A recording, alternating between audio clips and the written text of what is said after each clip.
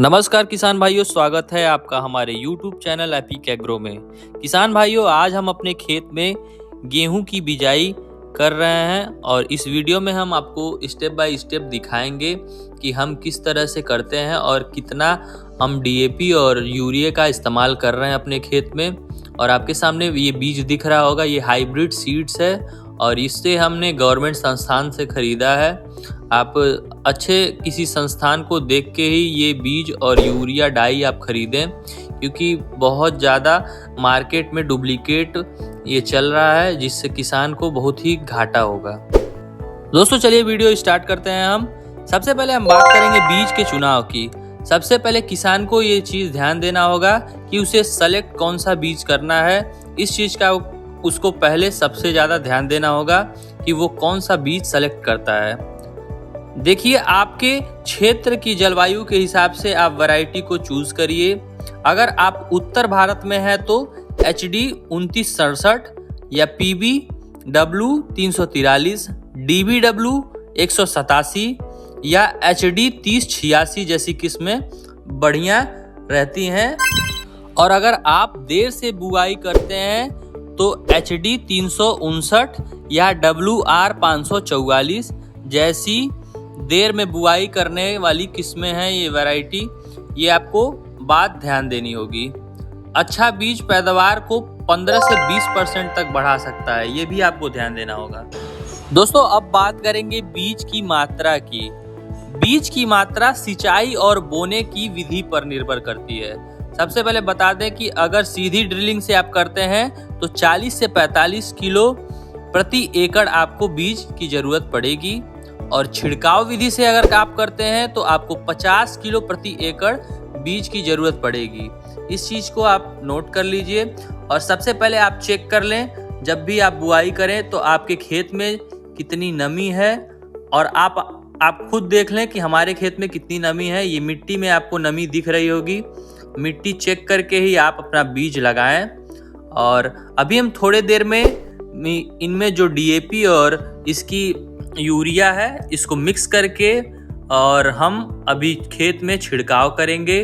पूरे खेत में छिड़काव हो जाने के बाद हम फिर इसमें बीज का छिड़काव करेंगे।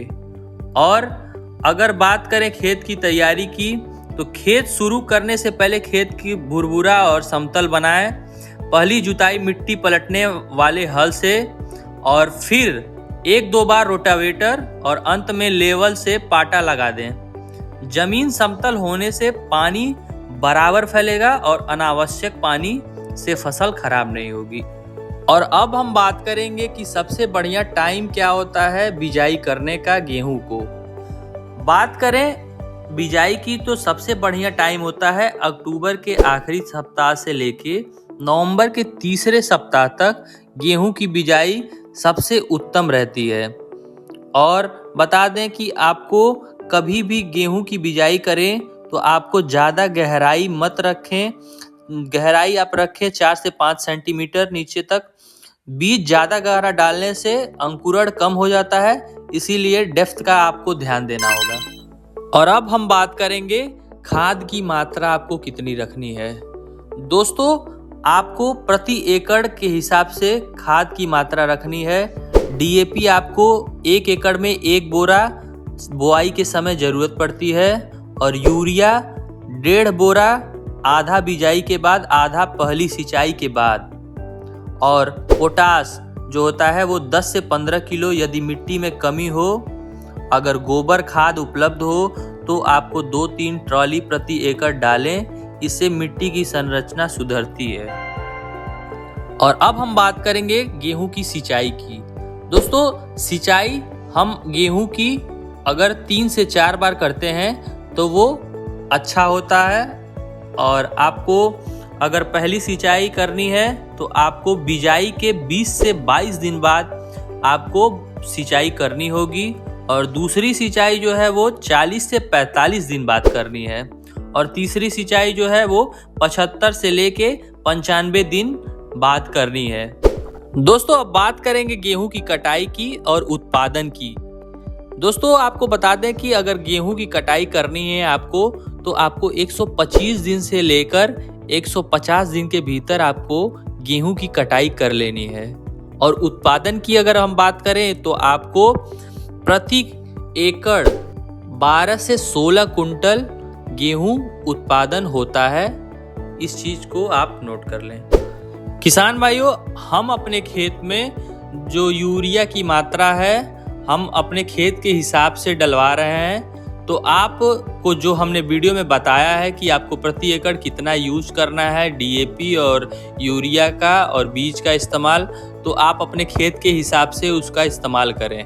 हमारे खेत का एरिया जो है वो 1 एकड़ से थोड़ा ज़्यादा है, तो उस हिसाब से हम इसमें डीएपी और यूरिया का इस्तेमाल करवा रहे हैं।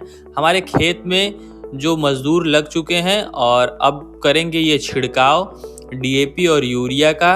उसके बाद जो है हमारी बिजाई करेंगे हमारे खेत में। आप देख सकते हैं ये बोरे के अंदर उन्होंने झोले टाइप बना के उससे छिड़काव करना स्टार्ट कर दिया है। अभी छिड़काव करने के थोड़ी देर बाद ही ये हमारे जो बीज है हमारे गेहूं का उसको भी खेत में छिड़काव विधि से वो छिड़क देंगे।